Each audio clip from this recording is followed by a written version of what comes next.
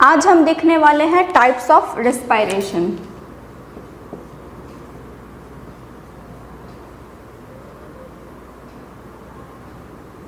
अब हम रेस्पिरेशन का लास्ट पार्ट में, ठीक है, पहले हम लोग पढ़ लिए थे रेस्पिरेशन क्या होता है, ठीक है, फिर उसके बाद हम लोग देख लिए रेस्पिरेशन एयर कैसे हमारे अंदर फ्लो करता है, रेस्पिरेटरी ट्रैक के बारे में पूरा देख लिए, फिर उसके बाद हम लोग स्टेट्स ऑफ रेस्पिरेशन पढ़ लिए। अब बचा है क्या, टाइप्स ऑफ रेस्पिरेशन, ठीक है, टाइप्स ऑफ रेस्पिरेशन, ठीक है। इसको हम लोग बांटते हैं ऑक्सीजन के अमाउंट के बेसिस पर, ठीक है, on the basis of amount of oxygen, amount of oxygen. इसको हम बांटेंगे दो केस में, ठीक है। तो पहले केस होगा जब ऑक्सीजन का प्रेजेंस होता है तब, ठीक है। दूसरा जब ऑक्सीजन क्या होगा, एब्सेंट होगा।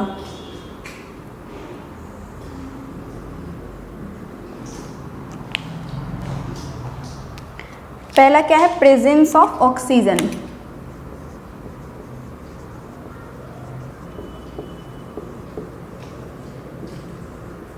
और दूसरा क्या है, एब्सेंस ऑफ ऑक्सीजन।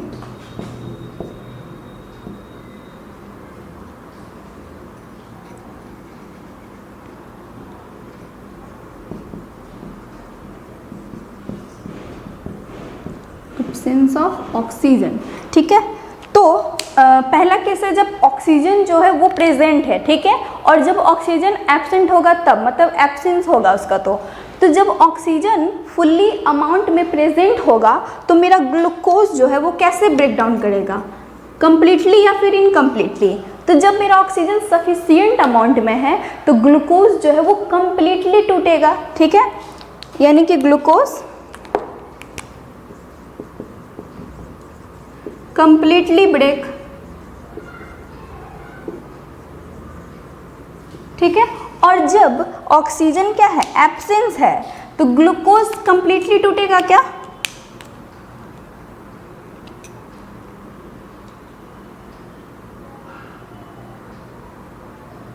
दूसरा क्या है कि ऑक्सीजन जब एब्सेंस होगा, तो जब ऑक्सीजन एब्सेंस होगा तो ग्लूकोज जो है वो कंप्लीटली टूटेगा नहीं, वो कैसे टूटेगा, इनकम्प्लीट टूटेगा, ठीक है।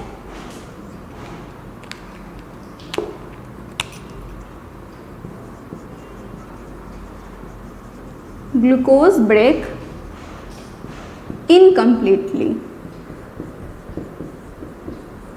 ठीक है। तो जब ऑक्सीजन फुल्ली अमाउंट में होता और ग्लूकोज फुल्ली ब्रेक कर जाएगा तो इस टाइप के हम रेस्पिरेशन को बोलते हैं, इस टाइप के रेस्पिरेशन को हम बोलते हैं एरोबिक रेस्पिरेशन, ठीक है।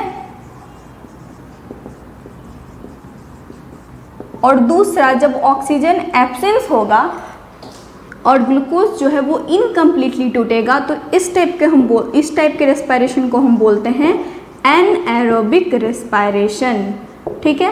एन मतलब क्या होता है, एन मतलब होता है नॉट या फिर एब्सेंस होता है, ठीक है। अच्छा, यहाँ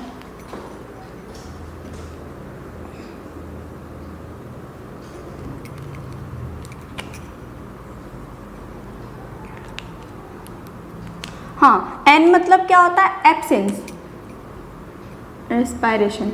देखिए एरोबिक, एरो मीन्स क्या होता है, एयर, यानी ऑक्सीजन के प्रेजेंस, यानी एयर के प्रेजेंस में होगा ये।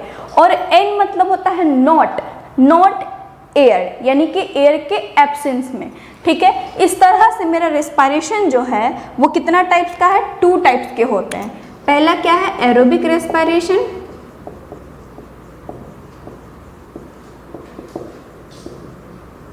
और दूसरा टाइप क्या है, एनएरोबिक रेस्पिरेशन,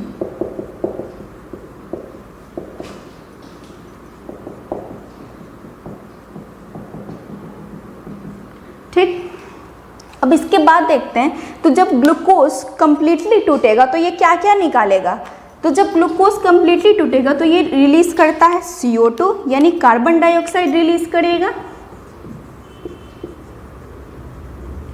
ठीक है, और H2O का फॉर्मेशन होगा यानी वाटर बनेगा, ठीक है। अब CO2 और H2O क्यों निकाल रहा है? क्योंकि ग्लूकोज क्या है, ये पहले भी हम डिस्कस कर चुके हैं। ग्लूकोज जो है वो कैसा कंपाउंड है, कार्बन कंटेनिंग है, ठीक है। तो कार्बन कंटेनिंग है तो वो CO2 यानी कार्बन और हाइड्रोजन रिलीज करेगा, ठीक है। तो H2O बनेगा और टोटल 38 ATP मॉलिक्यूल्स का फॉर्मेशन होगा। 38 ATP energy 38 ATP molecules of energy formed, ठीक है। यानी कि टोटल इसमें कितना ATP बनेगा, 38 ATP का फॉर्मेशन होता है, ठीक है। अब आते इधर, जब ग्लूकोज इनकम्प्लीटली टूटेगा तो वो क्या क्या रिलीज करता है।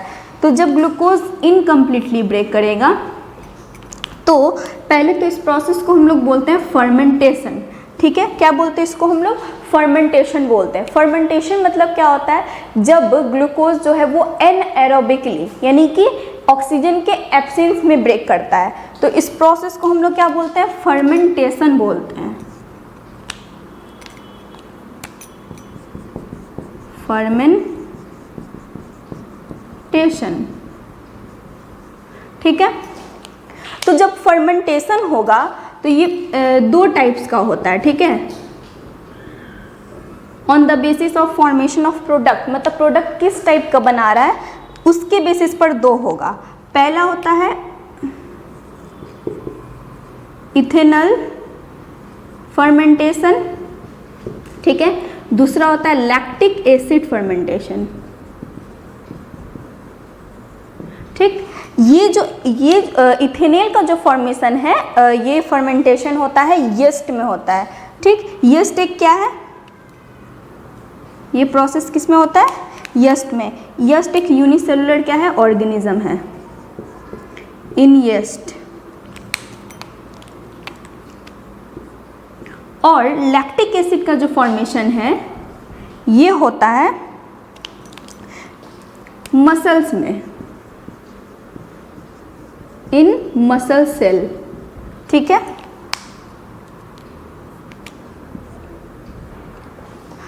तो जब इथेनॉल फर्मेंटेशन होगा तो इसमें प्रोडक्ट क्या बनेगा, इसमें प्रोडक्ट बनेगा इथाइल एल्कोहल,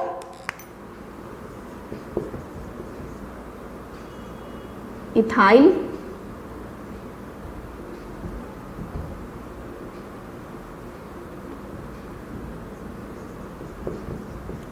एल्कोहल,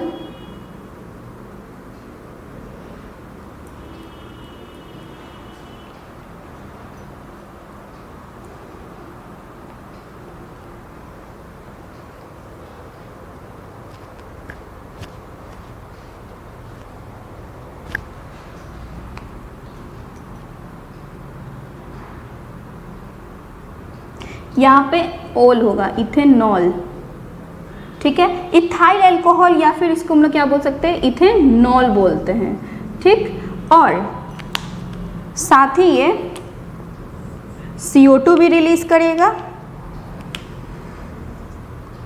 और ये टोटल 2 ATP बनाएगा, ठीक है। हाँ, सिर्फ इसमें कितना बनता है, 2 ही ATP का फॉर्मेशन होता है, ठीक है। और जब लैक्टिक एसिड फर्मेंटेशन होगा तब क्या प्रोडक्ट निकलेगा, तब क्या बनेगा, लैक्टिक एसिड,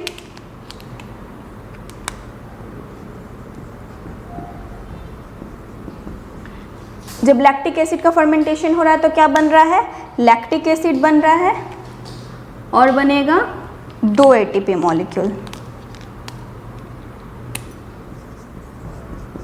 ठीक है। अब देखिए, तो 2 टाइप का रेस्पिरेशन होता है, एक एरोबिक और एक एनारोबिक रेस्पिरेशन होगा। तो जब एरोबिक रेस्पिरेशन होता है तो टोटल कितना एटीपी बनता है, 38 एटीपी मॉलिक्यूल्स बनता है। और जब एनारोबिक रेस्पिरेशन होता है तो सिर्फ कितने एटीपी का फॉर्मेशन होता है, ओनली 2 एटीपी का फॉर्मेशन होता है। तो ये क्यों होता है, और जब ग्लूकोज ऑक्सीजन के प्रेजेंस में टूट रहा है तो CO2 कैसे ये रिलीज कर रहा है, CO2 कैसे ये बना रहा है, वाटर कैसे निकल रहा है, और जब इथेनॉल फर्मेंटेशन हो रहा है तो इथाइल अल्कोहल का फॉर्मेशन कैसे हुआ और लैक्टिक एसिड का फॉर्मेशन कैसे हुआ। तो अब इसी चीज़ को हम लोग क्या करेंगे, डिटेल में देखेंगे, ठीक है।